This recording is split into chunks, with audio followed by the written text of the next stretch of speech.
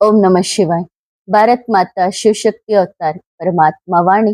ಓಂ ಪಿತಾಶ್ರೀ ಶಿವ ತಂದೆಯ ನೆನಪಿದೆಯೇ? ಮುರಳಿಯ ದಿನಾಂಕ 26/5/2026 ಪ್ರಾತಃ ಕ್ಲಾಸ್. ಓಂ ನಮಃ ಶಿವಾಯ್. ಮುದ್ದು ಮಕ್ಕಳೇ, ಯಾವುದೇ ಗ್ಲಾನಿ ಅಥವಾ ಹಿಂಸೆ ಮುಂತಾದ ಪಾಪಕರ್ಮಗಳು ಯಾವುದೂ ಆಗಬಾರದು. ಯಾವುದೇ ಉಲ್ಟಾ ಕರ್ಮವನ್ನು ಮಾಡಬಾರದು. ನಂಬರ್ 1, ಈ ದೇವಿ ದೇವತೆಗಳಾಗಿದ್ದಾರೆ. ಪುರುಷಾರ್ಥದಿಂದಲೇ ಉನ್ನತ ಪದವಿಯನ್ನು ಪಡೆದಿದ್ದೀರಿ ಅಲ್ಲವೇ? ಆದ್ದರಿಂದ ಅಂತರ್ಮುಖಿಯಾಗಿ ತಮ್ಮನ್ನು ತಾವು ನೋಡಿಕೊಳ್ಳಬೇಕು. ನಾವು ಹೀಗೆ ಆಗಿದ್ದೇವೆಯೇ? ಓಂ ನಮಃ ಶಿವಾಯ್. ಇದು ಆತ್ಮಿಕ ಮಕ್ಕಳಿಗೆ ಗೊತ್ತಿದೆ. ತಂದೆಯು ನಮಗೆ ಹೊಸ ಪ್ರಪಂಚದ ಆಸ್ತಿಯನ್ನು ನೀಡಲು ಬಂದಿದ್ದಾರೆ. ಇದು ಮಕ್ಕಳಿಗೆ ಪಕ್ಕಾ ಆಗಿದೆ ಅಲ್ಲವೇ?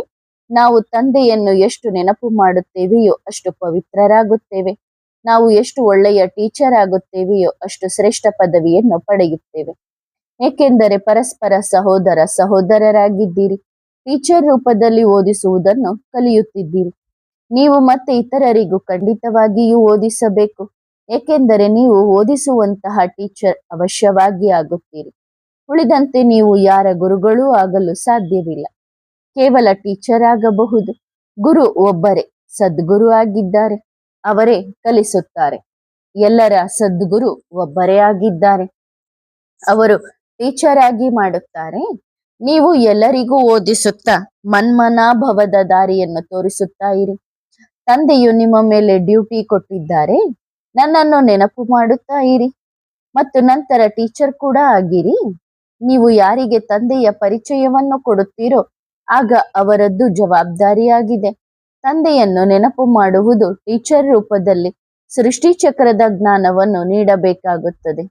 ತಂದೆಯನ್ನು ಅವಶ್ಯವಾಗಿ ನೆನಪು ಮಾಡಲೇಬೇಕು. ತಂದೆಯ ನೆನಪಿನಿಂದಲೇ ಪಾಪಗಳು ಕತ್ತರಿಸಿ ಹೋಗುತ್ತವೆ. ನಾವು ಪಾಪಾತ್ಮರಾಗಿದ್ದೇವೆ ಎಂದು ಮಕ್ಕಳಿಗೆ ತಿಳಿದಿದೆ. ಆದ್ದರಿಂದ ತಂದೆಯು ಎಲ್ಲರಿಗೂ ಹೇಳುತ್ತಾರೆ, ತಮ್ಮನ್ನು ಆತ್ಮ ಎಂದು ತಿಳಿದು ತಂದೆಯನ್ನು ನೆನಪು ಮಾಡುತ್ತಾ ಇರಿ. ಆಗ ನಿಮ್ಮ ಪಾಪಗಳು ಕತ್ತರಿಸಿ ಹೋಗುತ್ತವೆ. ಯುಕ್ತಿಯನ್ನು ತಿಳಿಸುತ್ತಾರೆ. ಮಧುರ ಮಕ್ಕಳೇ, ನಿಮ್ಮ ಆತ್ಮವು ಪತಿತವಾಗಿದೆ. ಅದರ ಕಾರಣದಿಂದ ಶರೀರವು ಪತಿತವಾಗಿದೆ. ಮೊದಲು ನೀವು ಪವಿತ್ರವಾಗಿದ್ದೀರಿ, ಈಗ ಅಪವಿತ್ರರಾಗಿದ್ದೀರಿ. ಈಗ ಪತಿತರಿಂದ ಪಾವನರಾಗುವ ಯುಕ್ತಿಯನ್ನು ಬಹಳ ಸಹಜವಾಗಿ ತಿಳಿಸುತ್ತಾರೆ. ತಂದೆಯನ್ನು ನೆನಪು ಮಾಡಿರಿ, ಆಗ ನೀವು ಪವಿತ್ರರಾಗುತ್ತೀರಿ. ಹೇಳುತ್ತಾ ಕುಳಿತುಕೊಳ್ಳುತ್ತಾ ನಡೆಯುತ್ತಾ ತಂದೆಯನ್ನು ನೆನಪು ಮಾಡಿರಿ. ಆ ಜನರು ಗಂಗಾ ಸ್ನಾನ ಮಾಡುತ್ತಾರೆ, ಅಂದರೆ ಗಂಗೆಯನ್ನು ನೆನಪು ಮಾಡುತ್ತಾರೆ. ಗಂಗೆ ಪತಿತ ಪಾವನಿ ಎಂದು ತಿಳಿದುಕೊಳ್ಳುತ್ತಾರೆ. ಗಂಗೆಯನ್ನು ನೆನಪು ಮಾಡುವುದರಿಂದ ಪಾವನರಾಗುತ್ತೇವೆ ಎಂದು ತಿಳಿದುಕೊಳ್ಳುತ್ತಾರೆ. ಆದರೆ ತಂದೆ ಹೇಳುತ್ತಾರೆ, ಯಾರು ಪಾವನರಾಗಲು ಸಾಧ್ಯವಿಲ್ಲ. ನೀರಿನಿಂದ ಹೇಗೆ ಪಾವನರಾಗುತ್ತಾರೆ? ತಂದೆ ಹೇಳುತ್ತಾರೆ, ನಾನು ಪತಿತ ಪಾವನನಾಗಿದ್ದೇನೆ. ಹೇ ಮಕ್ಕಳೇ, ದೇಹ ಸಹಿತ ದೇಹದ ಎಲ್ಲಾ ಧರ್ಮಗಳನ್ನು ಬಿಟ್ಟು ನನ್ನನ್ನು ನೆನಪು ಮಾಡುವುದರಿಂದ ನೀವು ಪಾವನರಾಗುತ್ತೀರಿ. ಮತ್ತೆ ತಮ್ಮ ಮನೆ ಮುಕ್ತಿಧಾಮಕ್ಕೆ ತಲುಪುತ್ತೀರಿ. ಯಾವ ಮನುಷ್ಯ ಮಾತ್ರರಿದ್ದಾರೋ ಅವರಿಗಾಗಿ ಇದು ಮಹಾಮಂತ್ರವಾಗಿದೆ. ಇದರಿಂದ ನೀವು ನಿಮ್ಮ ಮನೆಗೆ ತಲುಪುತ್ತೀರಿ. ಇಡೀ ಕಲ್ಪ ಮನೆಯನ್ನು ಮರೆತಿದ್ದೀರಿ. ತಂದೆಯನ್ನು ಇಡೀ ಕಲ್ಪ ಯಾರು ತಿಳಿದುಕೊಳ್ಳುವುದೇ ಇಲ್ಲ. ಒಬ್ಬ ತಂದೆಯೇ ಸ್ವಯಂ ಬಂದು ಈ ಮುಖದ ಮೂಲಕ ತಮ್ಮ ಪರಿಚಯವನ್ನು ನೀಡುತ್ತಾರೆ. ಈ ಮುಖದ ಮಹಿಮೆ ಎಷ್ಟಿದೆ! ಗೋಮುಖ ಎಂದು ಹೇಳುತ್ತಾರಲ್ಲವೇ, ಆ ಹಸು ಪ್ರಾಣಿಯಾಗಿದೆ. ಇದು ಮನುಷ್ಯನ ಮಾತಾಗಿದೆ. ಈ ದೊಡ್ಡ ಮಾತೆಯ ಮೂಲಕ ಶಿವಬಾಬಾ ನಿಮ್ಮೆಲ್ಲರನ್ನು ಅಡಾಪ್ಟ್ ಮಾಡಿಕೊಳ್ಳುತ್ತಾರೆ ಎಂದು ನಿಮಗೆ ತಿಳಿದಿದೆ. ನೀವೀಗ ಬಾಬಾ ಎಂದು ಹೇಳಲು ಪ್ರಾರಂಭಿಸಿದ್ದೀರಿ. ತಂದೆಯೂ ಹೇಳುತ್ತಾರೆ, ಈ ನೆನಪಿನ ಯಾತ್ರೆಯಿಂದಲೇ ನಿಮ್ಮ ಪಾಪಗಳು ಕತ್ತರಿಸಿ ಹೋಗುತ್ತವೆ. ಮಕ್ಕಳಿಗೆ ತಂದೆಯ ನೆನಪು ಬರುತ್ತದಲ್ಲವೇ? ಅವರ ಮುಖ, ಚೆಹರೆ ಮುಂತಾದವು ಹೃದಯದಲ್ಲಿ ಕುಳಿತುಕೊಳ್ಳುತ್ತವೆ. ಮಕ್ಕಳಾದ ನಿಮಗೆ ತಿಳಿದಿದೆ, ನಾವು ಹೇಗೆ ಆತ್ಮವಾಗಿದ್ದೇವೆಯೋ ಹಾಗೆಯೇ ಅವರು ಪರಮ ಆತ್ಮರಾಗಿದ್ದಾರೆ. ಮುಖ ಚೆಹರೆಯಲ್ಲಿ ಬೇರೆ ಯಾವುದೇ ವ್ಯತ್ಯಾಸವಿಲ್ಲ. ಶರೀರದ ಸಂಬಂಧದಲ್ಲಿ ಮುಖ ಮುಂತಾದವು ಬೇರೆ ಬೇರೆಯಾಗಿರುತ್ತವೆ. ಉಳಿದಂತೆ ಆತ್ಮ ಒಂದೇ ಆಗಿದೆ. ಹೇಗೆ ನಮ್ಮ ಆತ್ಮವು ಹಾಗೆಯೇ ತಂದೆಯು ಪರಮ ಆತ್ಮರಾಗಿದ್ದಾರೆ. ತಂದೆಯು ಪರಮಧಾಮದಲ್ಲಿ ಇರುತ್ತಾರೆ ಎಂದು ಮಕ್ಕಳಿಗೆ ತಿಳಿದಿದೆ. ನಾವು ಪರಮಧಾಮದಲ್ಲಿ ಇರುತ್ತೇವೆ. ಬಾಬಾರವರ ಆತ್ಮ ಮತ್ತು ನಮ್ಮ ಆತ್ಮದಲ್ಲಿ ಯಾವುದೇ ವ್ಯತ್ಯಾಸವಿಲ್ಲ. ಅವರು ಬಿಂದಿಯಾಗಿದ್ದಾರೆ, ನಾವು ಬಿಂದಿಯಾಗಿದ್ದೇವೆ. ಈ ಜ್ಞಾನ ಬೇರೆ ಯಾರಿಗೂ ಇಲ್ಲ, ನಿಮಗೂ ತಂದೆಯೇ ತಿಳಿಸಿದ್ದಾರೆ. ತಂದೆಯ ಬಗ್ಗೆ ಏನೇನೋ ಹೇಳುತ್ತಾರೆ. ಸರ್ವವ್ಯಾಪಿ ಎನ್ನುತ್ತಾರೆ, ಕಲ್ಲು ಮಣ್ಣಿನಲ್ಲಿದ್ದಾರೆ ಎನ್ನುತ್ತಾರೆ. ಯಾರಿಗೆ ಏನು ಬರುತ್ತದೋ ಅದನ್ನು ಹೇಳಿಬಿಡುತ್ತಾರೆ. ಡ್ರಾಮಾ ಪ್ಲಾನ್ ಪ್ರಕಾರ ಭಕ್ತಿ ಮಾರ್ಗದಲ್ಲಿ ತಂದೆಯ ಹೆಸರು, ರೂಪ, ದೇಶ, ಕಾಲವನ್ನು ಮರೆತು ಬಿಡುತ್ತಾರೆ. ನೀವು ಮರೆತು ಬಿಡುತ್ತೀರಿ. ಮಗು ತಂದೆಯನ್ನು ಮರೆತರೆ ಇನ್ನು ಉಳಿದದ್ದನ್ನು ಏನು ತಿಳಿಯುತ್ತಾರೆ? ಅಂದರೆ ಅನಾಥರಾದಂತೆ. ದಣಿಯನ್ನು ನೆನಪು ಮಾಡುವುದೇ ಇಲ್ಲ, ದಣಿಯ ಪಾತ್ರವನ್ನೇ ತಿಳಿಯುವುದಿಲ್ಲ. ತಮ್ಮನ್ನು ಮರೆತು ಬಿಡುತ್ತಾರೆ, ತಂದೆಯನ್ನು ಮರೆತು ಬಿಡುತ್ತಾರೆ. ಅಂದರೆ ಸೃಷ್ಟಿಯ ಆದಿ ಮಧ್ಯ ಅಂತ್ಯವನ್ನು ಮರೆತು ಬಿಡುತ್ತಾರೆ.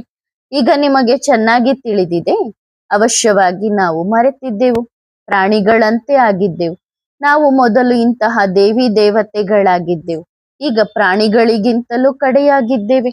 ಮುಖ್ಯ ವಿಷಯವೆಂದರೆ ನಾವು ನಮ್ಮ ಆತ್ಮವನ್ನು ಮರೆತು ಬಿಟ್ಟಿದ್ದೇವೆ. ಆದ್ದರಿಂದ ತಂದೆಯನ್ನು ಮರೆತು ಬಿಟ್ಟಿದ್ದೇವೆ. ಈಗ ಸಾಕ್ಷಾತ್ಕಾರ ಮಾಡಿಸುವವರು ಯಾರು? ಯಾವುದೇ ಜೀವಾತ್ಮನಿಗೂ ನಾವು ಆತ್ಮ ಎಂದರೇನು, ಹೇಗೆ ಇಡೀ ಪಾತ್ರವನ್ನು ಅಭಿನಯಿಸುತ್ತೇವೆ ಎಂದು ತಿಳಿದಿರುವುದಿಲ್ಲ. ನಾವೆಲ್ಲರೂ ಸಹೋದರರಾಗಿದ್ದೇವೆ. ಈ ಜ್ಞಾನ ಬೇರೆ ಯಾರಲ್ಲೂ ಇಲ್ಲ. ಈ ಸಮಯದಲ್ಲಿ ಇಡೀ ಸೃಷ್ಟಿಯೇ ತಮೋಪ್ರಧಾನವಾಗಿ ಬಿಟ್ಟಿದೆ. ಜ್ಞಾನವಿಲ್ಲ, ಗ್ಲಾನಿ ಇದೆ. ನಿಮ್ಮಲ್ಲಿ ಈಗ ಜ್ಞಾನವಿದೆ, ಆದ್ದರಿಂದ ಗ್ಲಾನಿ ನಿಂತು ಹೋಗಿದೆ. ಬುದ್ಧಿಯಲ್ಲಿ ಬಂದಿದೆ, ನಾವಾತ್ಮ ಇಷ್ಟು ಸಮಯ ತಂದೆಯ ಗ್ಲಾನಿ ಮಾಡುತ್ತಾ ಬಂದೆವು. ಗ್ಲಾನಿ ಮಾಡುವುದರಿಂದ ದೂರವಾಗುತ್ತಾ ಹೋಗುತ್ತೇವೆ. ನಾವು ಆತ್ಮಗಳು ತಂದೆಯ ಬಹಳ ಗ್ಲಾನಿ ಮಾಡಿದ್ದೇವೆ ಡ್ರಾಮಾ ಪ್ಲಾನ್ ಪ್ರಕಾರ. ಆದ್ದರಿಂದ ಏಣಿಯಲ್ಲಿ ಕೆಳಗೆ ಇಳಿಯುತ್ತಾ ಬಂದೆವು. ಈ ತಿಳುವಳಿಕೆ ಈಗ ಬುದ್ಧಿಯಲ್ಲಿ ಬಂದಿದೆ. ಅಂದ ಮೇಲೆ ಮತ್ತೆ ಯಾರು ವ್ಯರ್ಥ ಪ್ರಶ್ನೆಗಳನ್ನು ಕೇಳಲು ಸಾಧ್ಯವಿಲ್ಲ. ಮೂಲ ವಿಷಯವೆಂದರೆ ತಂದೆಯನ್ನು ನೆನಪು ಮಾಡುವುದು. ತಂದೆ ಬೇರೆ ಯಾವುದೇ ತೊಂದರೆ ನೀಡುವುದಿಲ್ಲ, ಕೇವಲ ತಂದೆಯನ್ನು ನೆನಪು ಮಾಡುವ ತೊಂದರೆ ಇದೆ. ತಂದೆ ಎಂದಾದರೂ ಮಕ್ಕಳಿಗೆ ಯಾವುದೇ ತೊಂದರೆ ಕೊಡಲು ಸಾಧ್ಯವೇ? ಕಾನೂನು ಹೇಳುವುದಿಲ್ಲ ತೊಂದರೆ ಕೊಡಲು. ತಂದೆ ಹೇಳುತ್ತಾರೆ, ನಾನು ಯಾವುದೇ ತೊಂದರೆ ನೀಡುವುದಿಲ್ಲ. ಏನಾದರೂ ಪ್ರಶ್ನೆ ಮುಂತಾದವುಗಳನ್ನು ಕೇಳಿದರೆ ಹೇಳುತ್ತೇನೆ. ಈ ವಿಷಯಗಳಲ್ಲಿ ಸಮಯವನ್ನು ಏಕೆ ವ್ಯರ್ಥ ಮಾಡುತ್ತೀರಿ? ತಂದೆಯನ್ನು ನೆನಪು ಮಾಡಿ. ನಾನು ನಿಮ್ಮನ್ನು ಕರೆದುಕೊಂಡು ಹೋಗಲು ಬಂದಿದ್ದೇನೆ. ಆದ್ದರಿಂದ ಮಕ್ಕಳಾದ ನೀವು ನೆನಪಿನ ಯಾತ್ರೆಯಿಂದ ಪಾವನರಾಗಬೇಕು ಅಷ್ಟೇ. ನಾನೇ ಪತಿತ ಪಾವನ ತಂದೆಯಾಗಿದ್ದೇನೆ. ಮುಖದಿಂದ ಹೇಳುತ್ತೇನೆ, ಒಂದೇ ಮಾತು. ಒಂದೇ ಮಾತಿನಿಂದ ನಿಮ್ಮ ಉದ್ಧಾರವಾಗುತ್ತದೆ. ಪ್ರಶ್ನೆ ಉತ್ತರಗಳಲ್ಲಿ ಏಕೆ ಸಮಯ ವ್ಯರ್ಥ ಮಾಡುತ್ತೀರಿ? ತಂದೆ ಯುಕ್ತಿಯನ್ನು ತಿಳಿಸುತ್ತಾರೆ. ಎಲ್ಲಿಗೆ ಹೋದರೂ ತಂದೆಯನ್ನು ನೆನಪು ಮಾಡಬೇಕು, ಆಗ ಪಾಪಗಳು ಕತ್ತರಿಸಿ ಹೋಗುತ್ತವೆ. 84 ಜನ್ಮಗಳ ರಹಸ್ಯವನ್ನು ತಂದೆ ತಿಳಿಸಿದ್ದಾರೆ. ನನ್ನನ್ನು ನೆನಪು ಮಾಡಿರಿ, ಅದಕ್ಕಾಗಿಯೇ ನೀವು ನನ್ನನ್ನು ಕರೆದಿದ್ದೀರಿ.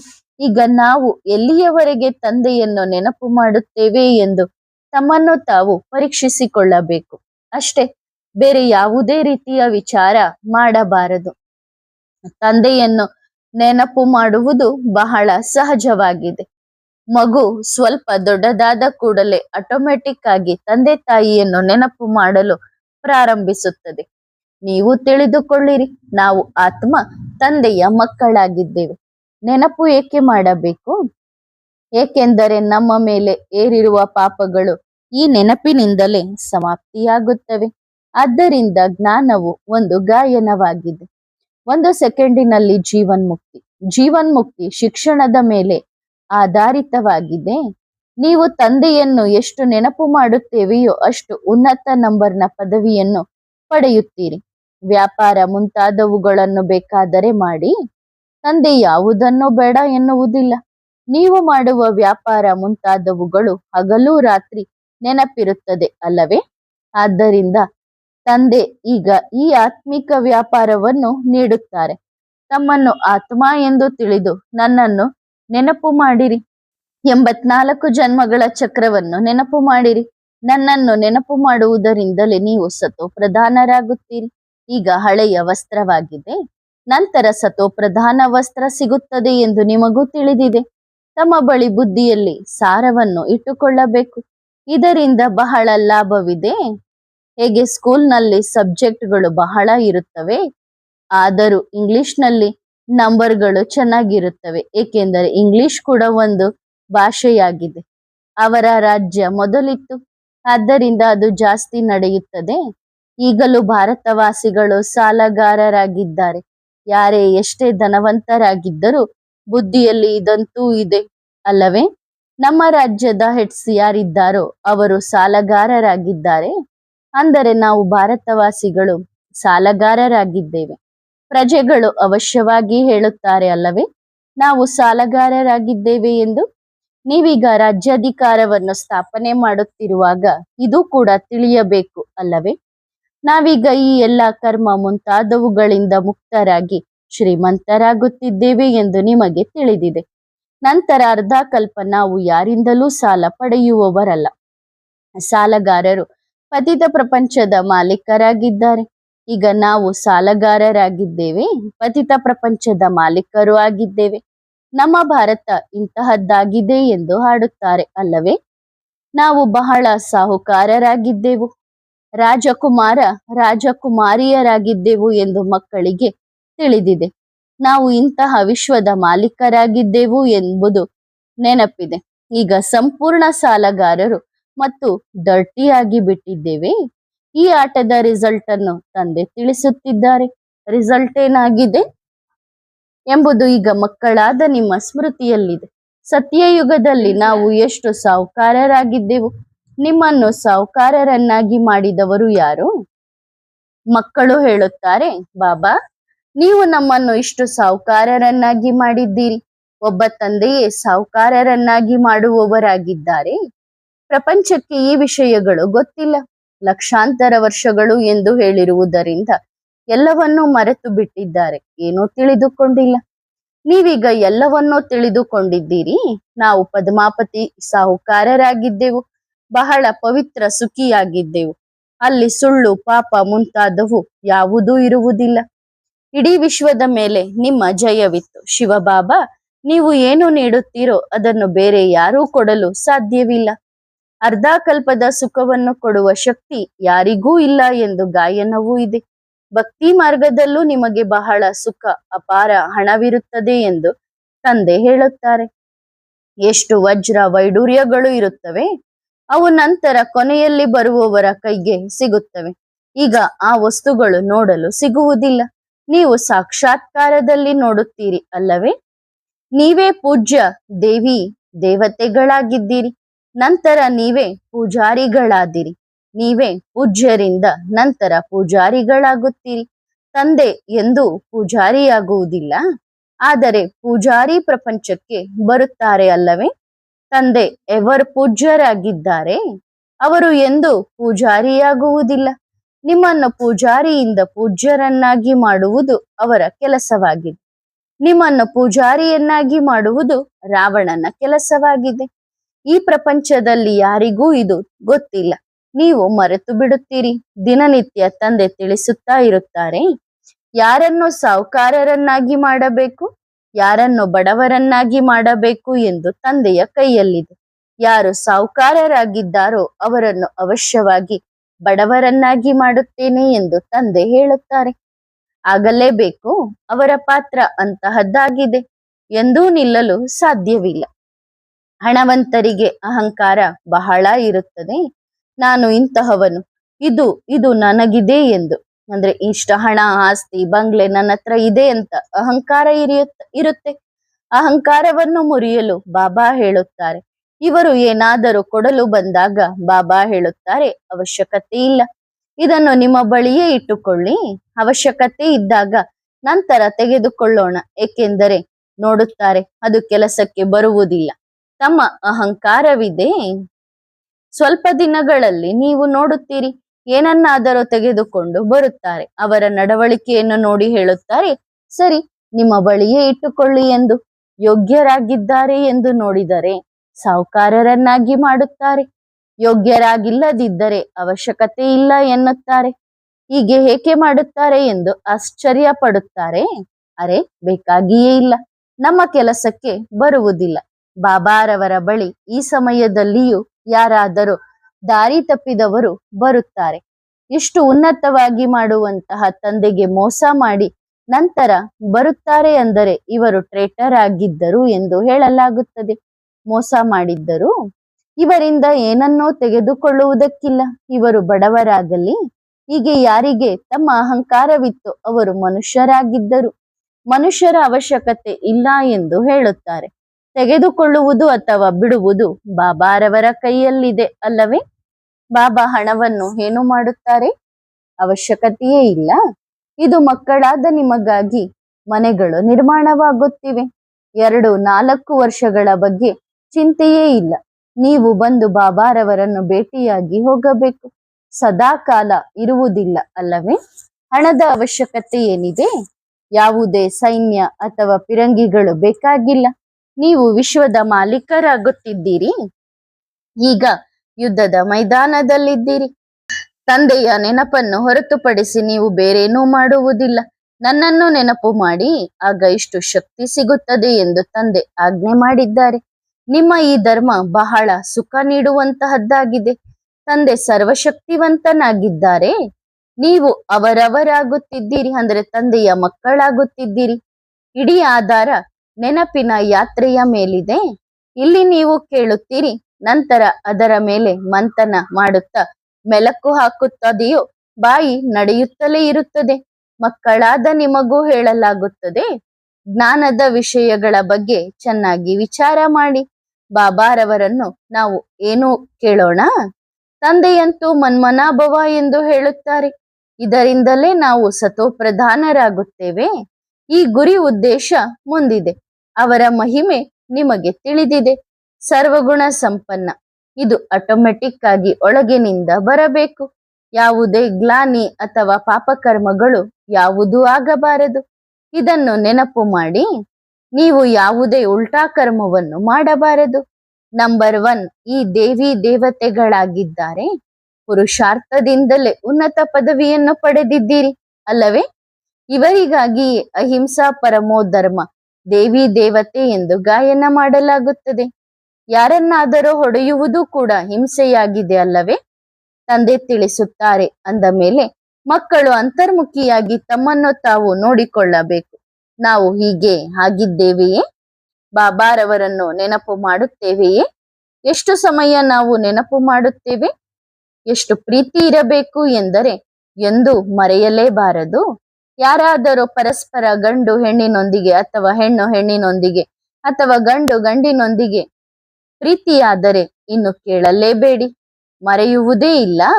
ಲೈಲಾ ಮಜ್ನು, ಹೀರಾ ರಂಜ್ ಉದಾಹರಣೆ ಇದೆ ಅಲ್ಲವೇ? ಕೇವಲ ಒಬ್ಬರನ್ನೊಬ್ಬರು ನೋಡುತ್ತಾ ಇರುತ್ತಾರೆ. ಬೇರೆ ಯಾವುದೇ ಇಚ್ಛೆ ಇಲ್ಲ. ಕುಳಿತಲ್ಲೇ ಅವರನ್ನು ನೆನಪು ಮಾಡುತ್ತಾ ಇರುತ್ತಾರೆ ಅಷ್ಟೇ. ಅವರು ಮುಂದೆ ಬಂದು ನಿಲ್ಲುತ್ತಾರೆ. ಬಾಬಾರವರಂತೂ ಅನುಭವಿಯಾಗಿದ್ದಾರೆ ಅಲ್ಲವೇ? ಈಗ ಬೇಹದ್ದಿನ ತಂದೆ ಹೇಳುತ್ತಾರೆ, ನೀವೆಲ್ಲ ಆತ್ಮಗಳು ನನ್ನ ಸಂತಾನವಾಗಿದ್ದೀರಿ. ಅದು ಕೂಡ ನೀವು ಅನಾದಿ ಸಂತಾನವಾಗಿದ್ದೀರಿ. ಅದು ಅವರ ದೈಹಿಕ ನೆನಪಾಗಿದೆ. ನಿಮ್ಮದು ಆತ್ಮಿಕವಾಗಿದೆ. ಅವರು ಕೇವಲ ಒಬ್ಬರನ್ನೊಬ್ಬರು ಶರೀರವನ್ನು ನೆನಪು ಮಾಡುತ್ತಾರೆ ಮತ್ತು ಅವರು ಮುಂದೆ ಬಂದು ನಿಲ್ಲುತ್ತಾರೆ. ಹೇಗೆ ಸಾಕ್ಷಾತ್ಕಾರವಾಗುತ್ತದೆಯೋ ನಂತರ ಮಾಯವಾಗುತ್ತದೆ, ಹಾಗೆಯೇ ಅವರು ಮುಂದೆ ಬಂದು ಬಿಡುತ್ತಾರೆ. ಅದೇ ಖುಷಿಯಲ್ಲಿಯೇ ತಿನ್ನುತ್ತಾ ಕುಡಿಯುತ್ತಾ ನೆನಪು ಮಾಡುತ್ತಾ ಇರುತ್ತಾರೆ. ನಿಮ್ಮ ಈ ನೆನಪಿನಲ್ಲಿ ಬಹಳ ಶಕ್ತಿ ಇದೆ. ಒಬ್ಬ ತಂದೆಯನ್ನೇ ನೆನಪು ಮಾಡುತ್ತಾ ಇರಿ ಮತ್ತು ನಿಮಗೆ ನಿಮ್ಮ ಭವಿಷ್ಯವು ನೆನಪಿಗೆ ಬರುತ್ತದೆ. ವಿನಾಶದ ಸಾಕ್ಷಾತ್ಕಾರವೂ ಆಗುತ್ತದೆ. ಮುಂದೆ ಹೋಗುತ್ತಾ ಬೇಗ ಬೇಗ ವಿನಾಶದ ಸಾಕ್ಷಾತ್ಕಾರವಾಗುತ್ತದೆ. ನಂತರ ನೀವು ಎಲ್ಲರಿಗೂ ಹೇಳಬಹುದು, ಈಗ ವಿನಾಶವಾಗುತ್ತಿದೆ. ತಂದೆಯನ್ನು ನೆನಪು ಮಾಡಿ. ಬಾಬಾರವರು ಕೂಡ ಎಲ್ಲವನ್ನೂ ಬಿಟ್ಟಿದ್ದರು ಅಲ್ಲವೇ? ಕೊನೆಯಲ್ಲಿ ಯಾವುದೂ ನೆನಪಿಗೆ ಬರಬಾರದು. ನಾವಂತೂ ಈಗ ನಮ್ಮ ರಾಜಧಾನಿಗೆ ಹೋಗೋಣ. ಹೊಸ ಪ್ರಪಂಚಕ್ಕೆ ಅವಶ್ಯವಾಗಿ ಹೋಗಲೇಬೇಕು. ಯೋಗ ಬಲದಿಂದ ಎಲ್ಲಾ ಪಾಪಗಳನ್ನು ಭಸ್ಮ ಮಾಡಬೇಕು. ಇದರಲ್ಲೇ ಪರಿಶ್ರಮ ಪಡಬೇಕು. ಬಹಳ ಪರಿಶ್ರಮವಿದೆ. ಕ್ಷಣ ಕ್ಷಣಕ್ಕೂ ತಂದೆಯನ್ನು ಮರೆತು ಬಿಡುತ್ತಾರೆ, ಏಕೆಂದರೆ ಇವು ಬಹಳ ಸೂಕ್ಷ್ಮ ವಿಷಯಗಳಾಗಿವೆ. ಹಾವಿನ ಭ್ರಮರಿಯ ಉದಾಹರಣೆ ನೀಡುತ್ತಾರಲ್ಲ, ಅವುಗಳೆಲ್ಲ ಈ ಸಮಯದ್ದಾಗಿವೆ. ಭ್ರಮರಿ ಕಮಾಲ್ ಮಾಡುತ್ತದೆ ಅಲ್ಲವೇ? ಅದಕ್ಕಿಂತ ನಿಮ್ಮ ಕಮಾಲ್ ಹೆಚ್ಚಾಗಿದೆ. ಅದು ಪ್ರಾಣಿಯಾಗಿದೆ. ಅದರ ಕಮಾಲ್ ತೋರಿಸುತ್ತಾರೆ. ಕೊಳಕು ಹೂಗಳನ್ನು ಹೇಗೆ ತನ್ನ ಸಮಾನವಾಗಿ ಮಾಡುತ್ತದೆ ಎಂದು. ನೀವು ಬ್ರಾಹ್ಮಣರಾಗಿದ್ದೀರಿ. ಇದಂತೆ ಎಲ್ಲಾ ಮನುಷ್ಯರು ಕೊಳಕು ಹುಳುಗಳಾಗಿದ್ದಾರೆ, ತಂದೆಯನ್ನು ಮರೆತಿದ್ದಾರೆ. ಪತಿತ ಹುಳುಗಳಂತಹ ಮನುಷ್ಯರನ್ನು ನೀವು ದೇವತೆಗಳನ್ನಾಗಿ ಮಾಡುತ್ತೀರಿ. ಬಾಬಾ ಬರೆಯುತ್ತಾರೆ ಅಲ್ಲವೇ, ಜ್ಞಾನದ ಬೂಬು ಮಾಡುತ್ತಾ ಇರಿ ಎಂದು. ಕೊನೆಗೆ ಎಚ್ಚರಗೊಳ್ಳುತ್ತಾರೆ. ಹೋಗುವುದು ಎಲ್ಲಿಗೆ? ನಿಮ್ಮ ಬಳಿಯೇ ಬರುತ್ತಾ ಇರುತ್ತಾರೆ. ಆಡ್ ಆಗುತ್ತಾ ಹೋಗುತ್ತಾರೆ. ನಿಮ್ಮ ಪ್ರಸಿದ್ಧಿ ಹೆಚ್ಚಾಗುತ್ತಾ ಹೋಗುತ್ತದೆ. ಈಗ ನೀವು ಸ್ವಲ್ಪ ಜನರಿದ್ದೀರಿ ಅಲ್ಲವೇ? ಆರ್ಯ ಸಮಾಜದ ದಯಾನಂದ ಕೂಡ ಮೊದಲು ಒಬ್ಬರೇ ಇದ್ದರು, ನಂತರ ವೃದ್ಧಿಯಾಯಿತು. ಅನೇಕರನ್ನು ತಮ್ಮ ಸಮಾನವಾಗಿ ಮಾಡಬೇಕಾಗುತ್ತದೆ. ನಂತರ ಶಾಸ್ತ್ರ ಮುಂತಾದವುಗಳು ಬಂದಿರುತ್ತವೆ. ಶಾಸ್ತ್ರಗಳು ನಂತರ ತಯಾರಾಗುತ್ತವೆ. ಗ್ರಂಥಕ್ಕಿಂತ ಮೊದಲು ವಾಣಿ ಕೈಯಿಂದ ಬರೆಯಲಾಗಿತ್ತು. ನಂತರ ಬಹಳಷ್ಟು ಸಿಖ್ ಜನರು ಬಂದಾಗ ಗ್ರಂಥವನ್ನು ತಯಾರಿಸಿದ್ದಾರೆ. ಓದುವವರು ಕೂಡ ಅಷ್ಟು ಜನ ಇರಬೇಕಲ್ಲವೇ? ಬಾಬಾರವರಿಗೆ ಅನುಭವವಿದೆ. ಗ್ರಂಥವನ್ನು ಎತ್ತಿ ಇಡುತ್ತಿದ್ದರು. ಮೊದಲು ಕೈ ಬರಹದ ಅಕ್ಷರಗಳಿದ್ದವು, ನಂತರ ಮುದ್ರಣವಾಯಿತು. ಎಡಿಷನ್ ಆಗುತ್ತಾ ಆಗುತ್ತಾ ಎಷ್ಟು ದೊಡ್ಡದಾಯಿತು. ಒಳ್ಳೆಯದು.